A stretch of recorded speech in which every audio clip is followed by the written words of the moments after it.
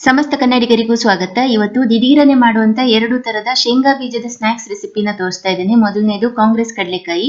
ಇದಕ್ಕೆ 2 ಕಪ್ ಆಗುವಷ್ಟು ಕಡಲೆ ಬೀಜ ಅಥವಾ ಶೇಂಗಾ ಬೀಜನ ತಗೊಂಡು ಎಣ್ಣೆ ಹಾಕದೆ ಮಧ್ಯಮ ಉರಿಯಲ್ಲಿ ಚೆನ್ನಾಗಿ ಇದನ್ನ ಹುರ್ಕೊಳ್ಬೇಕು, ಡ್ರೈ ರೋಸ್ಟ್ ಮಾಡ್ಕೊಳ್ಬೇಕು. ಸರಿಯಾಗಿ ಗರಿ ಗರಿಯಾಗಿ ಕೆಂಪಾಗೋ ತನಕ ಈ ರೀತಿ ಡ್ರೈ ರೋಸ್ಟ್ ಮಾಡಿ ತೆಗೆದಿಟ್ಕೊಳ್ಬೇಕು. ಸ್ವಲ್ಪ ಅದು ತಣಿದ ಮೇಲೆ ಅದರ ಸಿಪ್ಪೆನ ತಕ್ಕೊಳ್ಬಹುದು. ಸಿಪ್ಪೆ ತೆಗೆಯೋ ಮೆಥಡ್ ತುಂಬಾ ಇರ್ತದೆ, ನಿಮ್ಗೆ ಗೊತ್ತೇ ಇರ್ತದೆ. ಅದರ ಸಿಪ್ಪೆನ ಸರಿಯಾಗಿ ತೆಗೆದು ಪ್ರತಿ ಒಂದು ಶೇಂಗಾ ಬೀಜನ 2 ಭಾಗ ಅಂದ್ರೆ ಸ್ಪ್ಲಿಟ್ ಮಾಡಿ ಇಟ್ಕೊಳ್ಬೇಕು. ನಾನಿಲ್ಲಿ ಸಿಪ್ಪೆ ತೆಗೆದು ಹೀಗೆ ಸ್ಪ್ಲಿಟ್ ಮಾಡಿ ಇಟ್ಕೊಂಡಿದ್ದೇನೆ. ಈಗ ಒಂದು ಪ್ಯಾನ್ ಅಲ್ಲಿ 1 ಚಮಚ ಆಗುವಷ್ಟು ಎಣ್ಣೆ ಹಾಕಿದ್ರೆ ಸಾಕು. ಎಣ್ಣೆ ಬಿಸಿ ಆದ್ಮೇಲೆ ಒಂದು 20 ರಿಂದ 25 ಕರಿಬೇವಿನ ಎಲೆ ಹಾಕಿ, ಕರಿಬೇವಿನ ಎಲೆನ ಸಣ್ಣ ಉರಿಯಲ್ಲಿ ಹುರಿಯಿರಿ. ಅದರ ಹಸಿರು ಕಲರ್ ಹಾಗೆ ಉಳಿತದೆ. ಆಗ ಚಿಟಿಕೆಯಷ್ಟು ಇಂಗಿನ ಪುಡಿ, 1/4 ಚಮಚ ಅರಿಶಿನ ಪುಡಿ, ಅರ್ಧ ಚಮಚ ಅಚ್ಚ ಖಾರದ ಪುಡಿ, ಅರ್ಧ ಚಮಚ ಕಾಳು ಮೆಣಸಿನ ಪುಡಿ ಹಾಕಿದ್ದೇನೆ. ಇವಿಷ್ಟನ್ನ ಒಂದ್ಸರಿ ಹೀಗೆ ಚೆನ್ನಾಗಿ ಕಲಿಸ್ಕೊಳ್ಳಿ. ಅದಾದ್ಮೇಲೆ ನಾನು ರೆಡಿ ಮಾಡಿ ಇಟ್ಟಿದ್ನಲ್ಲ ಶೇಂಗಾ ಬೀಜ, ಅದನ್ನ ಹಾಕಿದ್ದೇನೆ. ರುಚಿಗೆ ತಕ್ಕಷ್ಟು ಉಪ್ಪು ಹಾಕೊಳ್ಬೇಕು. 2 ನಿಮಿಷ ಇದನ್ನ ಹೀಗೆ ಸಣ್ಣ ಉರಿಯಲ್ಲಿ ಹುರ್ಕೊಳ್ಬೇಕು. ಇನ್ನೂ ಸ್ವಲ್ಪ ಗರಿ ಗರಿ ಆಗ್ತದೆ ಹೀಗೆ ಮಾಡುವಾಗ. ಶೇಂಗಾ ಬೀಜ ಮಸಾಲೆಗಳೆಲ್ಲ ಚೆನ್ನಾಗಿ ಹಿಡ್ಕೊಳ್ತದೆ. ಇದನ್ನ ಒಂದು ಪಾತ್ರೆಗೆ ಹಾಕಿ, ಕರಿಬೇವಿನ ಎಲೆ ಹಾಗೆ ಇದೆಯಲ್ಲ, ನೀವು ಬೇಕಿದ್ರೆ ಹಾಗೆ ಇಟ್ಕೊಳ್ಳಿ, ಇಲ್ಲದೆ ಇದ್ರೆ ಅದನ್ನ ಕೈಯಲ್ಲಿ ಹೀಗೆ ಕ್ರಶ್ ಮಾಡಿ ಪುಡಿ ಮಾಡ್ಕೊಳ್ಳಿ. ಪುಡಿ ಮಾಡ್ಕೊಂಡು ಇನ್ನೊಮ್ಮೆ ಅದನ್ನ ಚೆನ್ನಾಗಿ ಕಲಿಸ್ಕೊಳ್ಳಿ. ಎಷ್ಟು ಸುಲಭವಾಗಿ ಮಾಡ್ಕೊಳ್ಬಹುದು ನೋಡಿ. ತುಂಬಾ ಈಸಿ ಇದೆ, ಮತ್ತೆ ತುಂಬಾ ಬೇಗನೆ ಮಾಡ್ಕೊಳ್ಬಹುದು. ಬಿಸಿ ಬಿಸಿ ಚಹಾ ಅಥವಾ ಕಾಫಿ ಜೊತೆ ಇದನ್ನ ತಿನ್ಲಿಕ್ಕೆ ತುಂಬಾ ಚೆನ್ನಾಗಿರ್ತದೆ. ಮೊದಲನೇ ರೆಸಿಪಿ ಕಾಂಗ್ರೆಸ್ ಕಡಲೆ ಬೀಜ ತಯಾರಾಗಿದೆ.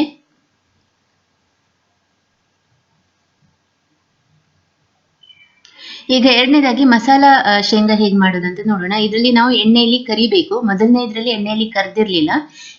ಇದಕ್ಕೆ ಅರ್ಧ ಕಪ್ ಆಗುವಷ್ಟು ಕಡಲೆ ಹಿಟ್ಟನ್ನ ಒಂದು ಪಾತ್ರೆಗೆ ಹಾಕೊಂಡಿದ್ದೇನೆ. ಅದಕ್ಕೇನೆ 1/4 ಕಪ್ ಆಗುವಷ್ಟು ಅಕ್ಕಿ ಹಿಟ್ಟು, ಅರ್ಧ ಚಮಚ ಶುಂಠಿ ಬೆಳ್ಳುಳ್ಳಿ ಪೇಸ್ಟ್, 1.5 ಚಮಚ ಆಗುವಷ್ಟು ಅಚ್ಚ ಖಾರದ ಪುಡಿ, ಒಂದು 3/4 ಚಮಚ ಅಥವಾ ರುಚಿಗೆ ತಕ್ಕಷ್ಟು ಉಪ್ಪು, ಚಿಟಿಕೆ ಅರಿಶಿನ, ಚಿಟಿಕೆ ಇಂಗಿನ ಪುಡಿ, ಇವೆಷ್ಟನ್ನ ಹಾಕಿ ಚೆನ್ನಾಗಿ ಕಲಿಸ್ಕೊಂಡಿದ್ದೇನೆ. ಮಸಾಲಾ ಶೇಂಗಾಗೆ ನಿಮ್ಗೆ ಇಷ್ಟ ಇದ್ರೆ ಬೇರೆ ಮಸಾಲೆಗಳನ್ನು, ಕೊತ್ತಂಬರಿ ಪುಡಿ, ಜೀರಿಗೆ ಪುಡಿ ಅಂತದನ್ನ ಕೂಡ ಹಾಕೊಳ್ಬಹುದು. ನಾನು ಹಾಕಿಲ್ಲ, ಸಿಂಪಲ್ ಆಗಿ ಇಟ್ಟಿದ್ದೇನೆ. 3 ದೊಡ್ಡ ಚಮಚ ಆಗುವಷ್ಟು ಬಿಸಿ ಎಣ್ಣೆನ ಹಾಕಿದ್ದೇನೆ. ಇದರಿಂದ ಗರಿ ಗರಿಯಾಗಿ ಬರ್ತದೆ. ಈಗ ಇದಕ್ಕೆ 2 ಕಪ್ ಆಗುವಷ್ಟು ಶೇಂಗಾ ಬೀಜ ಹಾಕಿದ್ದೇನೆ. ಕುಕಿಂಗ್ ಸೋಡಾ ಹಾಕಿದ್ದೇನೆ, ಅಡುಗೆ ಸೋಡಾ ಚಿಟಿಕೆ ಆಗುವಷ್ಟು. ನಿಮ್ಗೆ ಇಷ್ಟ ಇಲ್ಲದಿದ್ರೆ ಅದನ್ನ ಸ್ಕಿಪ್ ಮಾಡಬಹುದು. ಒಂದು 1/4 ಕಪ್ ಆಗುವಷ್ಟು ಮಾತ್ರ ನೀರು ಹಾಕ್ತಾ ಇದ್ದೇನೆ ನಾನು. ಇದನ್ನ ಹೀಗೆ ಚೆನ್ನಾಗಿ ಕಲ್ಸ್ಕೊಳ್ಬೇಕು. ಸ್ವಲ್ಪ ಸ್ವಲ್ಪನೇ ನೀರು ಹಾಕೊಂಡು ನೋಡಿ. ತುಂಬಾ ನೀರ್ ಮಾಡ್ಕೊಳ್ಳಿಕ್ಕೆ ಹೋಗ್ಬೇಡಿ. ಅದು ಆದಷ್ಟು ಬಿಡಿ ಬಿಡಿಯಾಗಿ ಇರ್ಲಿ ಶೇಂಗಾ ಬೀಜ. ಒಂದು 5 ನಿಮಿಷ ಹಾಗೆ ಬಿಡಿ ಅದನ್ನ. 5 ನಿಮಿಷ ಆದ ಮೇಲೆ ಇದಕ್ಕೆ ಸ್ವಲ್ಪ ಅಂದ್ರೆ 1 ರಿಂದ 2 ದೊಡ್ಡ ಚಮಚ ಆಗುವಷ್ಟು ಅಕ್ಕಿ ಹಿಟ್ಟನ್ನ ಹಾಕಿ. ಇದರಿಂದ ಏನಾಗ್ತದೆ ಅಂದ್ರೆ ನಿಮ್ಗೆ ಉದುರಿಸಿ ಎಣ್ಣೆಗೆ ಬಿಡ್ಲಿಕ್ಕೆ ಸುಲಭ ಆಗ್ತದೆ. ಇಲ್ಲದೆ ಇದ್ರೆ ಒಂದು 10-15 ಶೇಂಗಾ ಬೀಜ ಒಂದೇ ಲಂಪ್ ಆಗಿ ಉಳ್ಕೊಂಡ್ ಬಿಡ್ತದೆ. ನಿಮ್ಗೆ ಉದುರಿಸುವಾಗನೂ ಕಷ್ಟ ಆಗ್ತದೆ.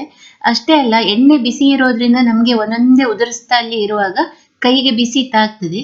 ನೀವು ಅಕ್ಕಿ ಹಿಟ್ಟು ಹಾಕೊಂಡು ಸ್ವಲ್ಪ ಅದನ್ನ ಸರಿಯಾಗಿ ಕಲಿಸ್ಕೊಂಡ್ರೆ ಅದು ಬೇಗ ನಿಮ್ಗೆ ಕೈಗೆ ಅಂಟುವುದಿಲ್ಲ. ಮತ್ತೆ ಇದನ್ನ ತುಂಬಾ ದೊಡ್ಡ ಉರಿಯಲ್ಲಿ ಕರಿಲಿಕ್ಕೆ ಹೋಗ್ಬೇಡಿ, ಸೀದ್ ಹೋಗ್ತದೆ ಮೇಲ್ಗಡೆ, ಒಳಗಡೆ ಬೆಂದಿರೋದಿಲ್ಲ. ನಾನು ಶೇಂಗಾ ಬೀಜ ಮೊದಲು ಹುರ್ಕೊಂಡಿರೋದಲ್ಲ, ಹಸಿನೇ ಹಾಕಿರೋದು. ಹಾಗಾಗಿ ಅದನ್ನ ಚೆನ್ನಾಗಿ ಬೇಯೋ ತನಕ ಗರಿ ಗರಿಯಾಗಿ ಮಧ್ಯಮ ಉರಿಯಲ್ಲಿ ಕರ್ದು ತೆಗಿಬೇಕು. ಇದು ಕೂಡ ತುಂಬಾ ಚೆನ್ನಾಗಿರ್ತದೆ ತಿನ್ಲಿಕ್ಕೆ. ಮಾಡೋದು ಕೂಡ ತುಂಬಾ ಸುಲಭ. ನಾನು ತೋರಿಸಿರುವ 2 ಸ್ನಾಕ್ಸ್ ನಿಮಗೆ ಇಷ್ಟ ಆಗಿದೆ ಅಂತ ಭಾವಿಸ್ತೀನಿ. ಇನ್ನೂ ಹೆಚ್ಚಿನ ರೆಸಿಪಿಗಳಿಗಾಗಿ ಸವಿರುಚಿ ಚಾನೆಲ್ನ ಯೂಟ್ಯೂಬ್ನಲ್ಲಿ ಸಬ್ಸ್ಕ್ರೈಬ್ ಮಾಡಿ, ಫೇಸ್ಬುಕ್ನಲ್ಲಿ ಫಾಲೋ ಮಾಡಿ ಅಂತ ಕೇಳ್ಕೊಳ್ತೇನೆ. ಧನ್ಯವಾದಗಳು.